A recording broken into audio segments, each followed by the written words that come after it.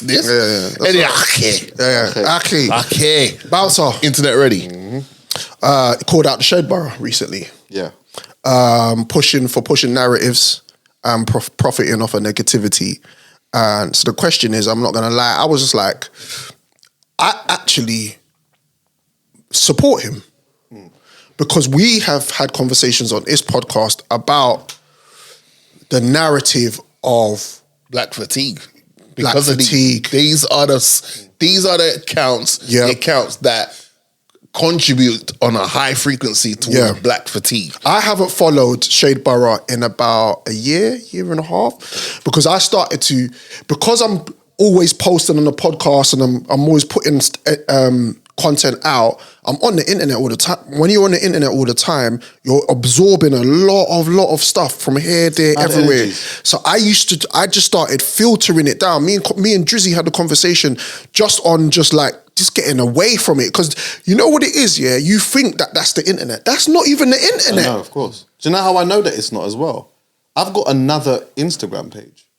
I've got another one that is not attached to anything. Right. All I follow on there, some quotes, right, and some interior and all of that type of stuff. Yeah. And I notice when I go on that, when I'm over there, it's like I'm in a different type of world. Yeah. Then when I go back on this one, then I notice my heart rate starts going a bit. Your algorithm, do you know what I'm saying? It's the algorithm's mad. It's just showing me all kinds of madness over there. Yeah. So they just they posted your conversation on your podcast with regards to the Ghetts situation, and you know, sometimes I'll hear, because I listen to your show, and I'll call you and go, Chucks, maybe that wasn't handled right, or we rap like that still. You know, them ones there, I kind of felt like that, and when I listened to it and I actually checked what you said, for the life of me, brother, no fronting, I was like, what was the problem?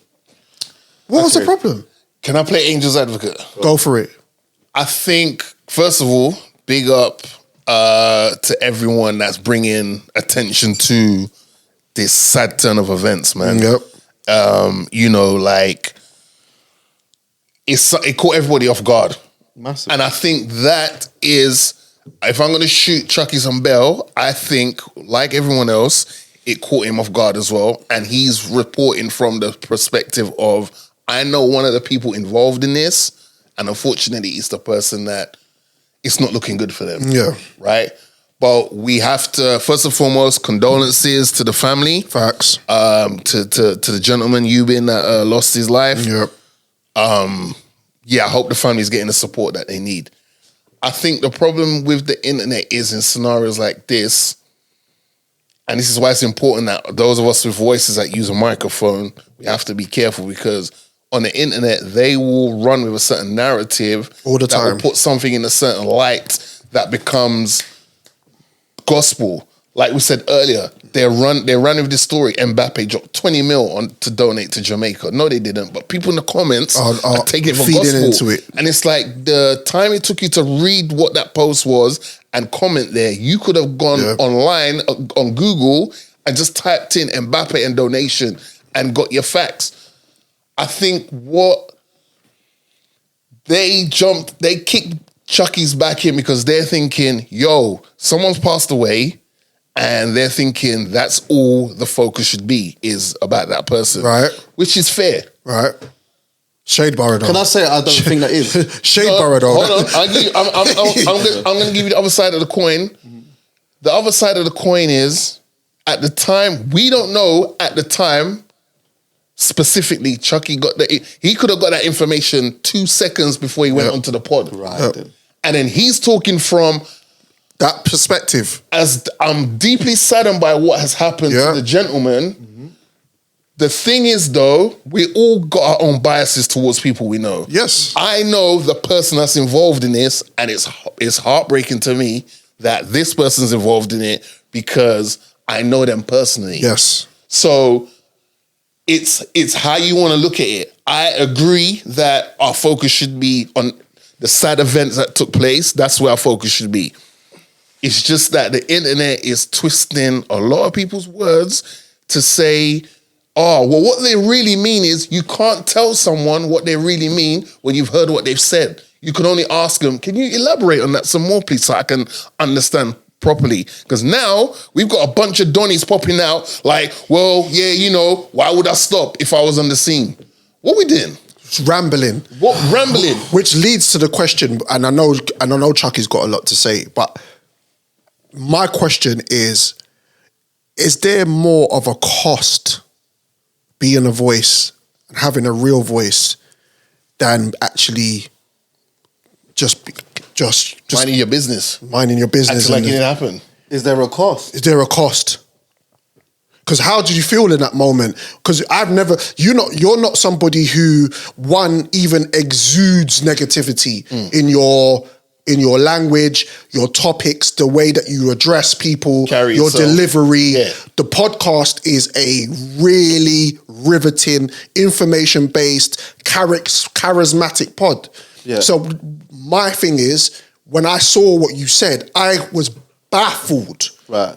By the fact, which led me to reason why Bouncer, when Bouncer got on board and he was like, listen, I'm out in these lot, I was like, now they're just sending shots to people who actually are just real, genuine people. Yeah. I didn't really take anything that Bouncer said as a shot to me personally. I understood exactly what he was doing, and I rate and respect a strong element of that. And we'll get to that part in a bit, yeah? Yeah. In answer to your question, I feel like there's context in that, innit? You got to look at context. I feel like depending on what the scenario is, yeah, there's a cost depending on how much value you put in other people's words that you don't know. Yes. So if you put a lot of value in comments and accolades from people that you don't know, yes, then when you say something that for some reason people find they don't like it, or they feel a strong way about it, then there's a cost within your internal, like you have an internal battle with yourself. You feel funny because you know there's like loads of people that are talking mad about you and this and that. But if you don't feed into that and you don't take some of that stuff personal, it doesn't do very much. And that's something that I've really tried to practice for years, actually. Yeah? Good. And it's not just about the negativity. It's about positivity too. I don't, like, if there's moments, let's say, for example, I've done something mad sick. Like, it could be R&B and slow jams. Everyone's had the best time. Big up that. I try not to pay too much attention to all of the positive feedback. Because, you know what? It's nice. Yeah. But, though, if I spend too much time taking that personal, then the moment that it becomes something that isn't that great, then it's gonna really take me off my circle. So when the internet was doing what it was doing the other day, ultimately I just stopped looking at the notifications and all that stuff. I didn't even see, big and serious. Do you know what? I'll be honest with you. I didn't even see the clip. I just kept seeing my face. I'll go on the internet now and I just saw that I was getting tagged in something. And then I noticed that there was a clip and I just thought, I'm just not even watching that because I can see that it's 1 minute and something. There's probably not going to be enough context in there. And if I've said something crazy mad, I know you're going to shout me. Someone's going to hit me, innit? So I just let that be. But here's the thing. Talk to me. Because I did then, when it started to really spiral, I thought, let me just give a little context into something, When that whole Ghetts thing happened, I recorded the next day. That was our recording date. When it was announced when the Ghetts thing happened anyway. Then there was the video that came out, which came out quite quickly afterwards. If I'm being totally honest, bro, I've gone in the next day after something so mad has happened. There's a video that's going around, but I'm still skeptical because it's 2025, AI, all of this type of stuff. And the internet likes to do the internet stuff. So I was skeptical of whether that was even the actual footage or not. Right. And like, I think that sometimes people just will be obtuse deliberately because you got to tell me what obtuse is because I don't like vocabulary. That's bigger levels to me. It's obtuse. Like people it's like sometimes people choose to ignore. Bruv, when a man says obtuse and I'm a certain level of GCSEs, brother, so it's like obtuse is way over my head. I'll just explain it to you in this actual context.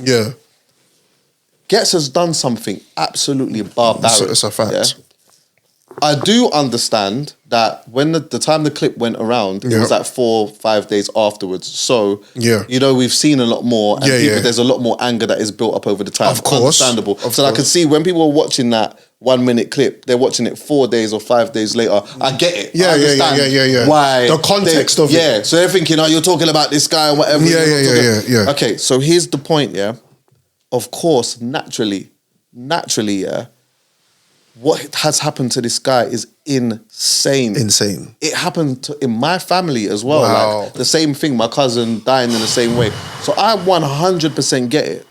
Naturally though, when somebody of high notoriety does something so insane, the vocal point of that conversation is gonna be how this person has thrown their life away. Facts. Now look, that's not to say that there isn't sympathy for this person, because I can't even imagine. I'm not a parent, bro. No. I'm not a parent. Yeah. I can't even imagine God what forbid. it must be like to have a phone call like that. Yeah, it's crazy. I can't, like, even just as a friend, like knowing that, you know, you get a phone call saying that something like this has happened to someone and you're never going to see them again. Yeah. You're never going to speak to them. It's just painful. Yeah, it's crazy. I 100% get that. Yeah.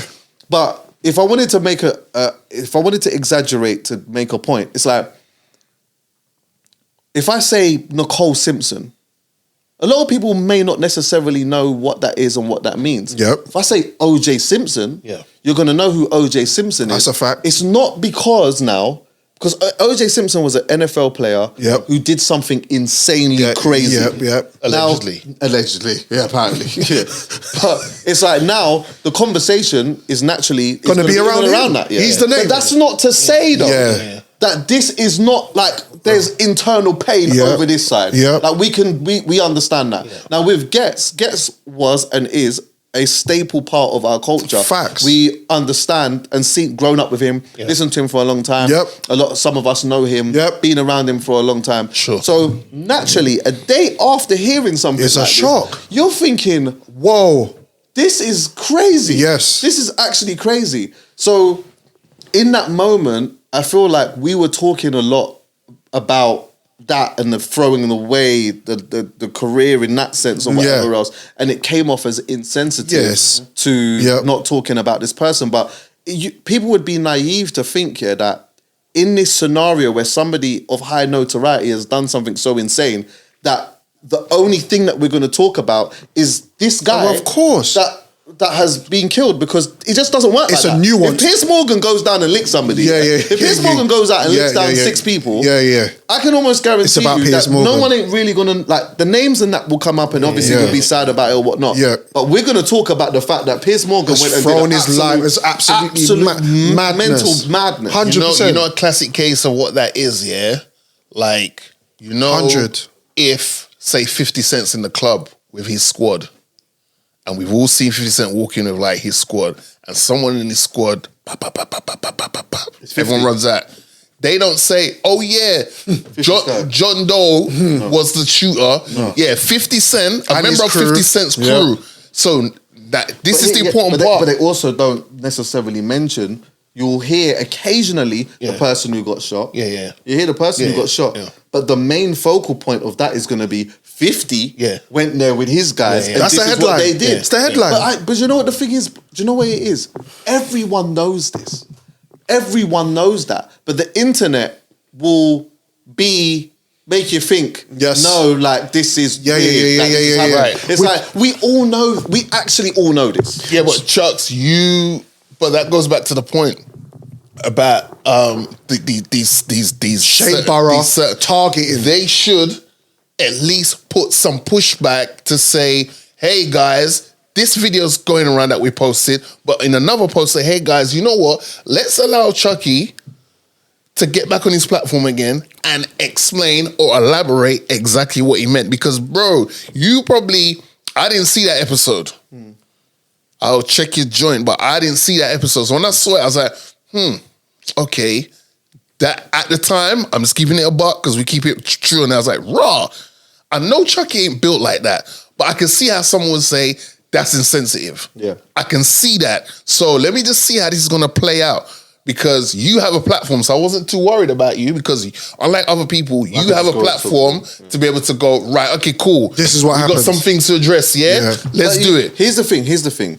On the other, there's another side of that where it's like, a part of me is like, on this pod, we have a responsibility to document things properly and do things in the right way. Yep. And in that moment, it was so quick. We've never experienced this before. No. I haven't. No. So there was probably a misstep in the fact that, you know what, we didn't go over it.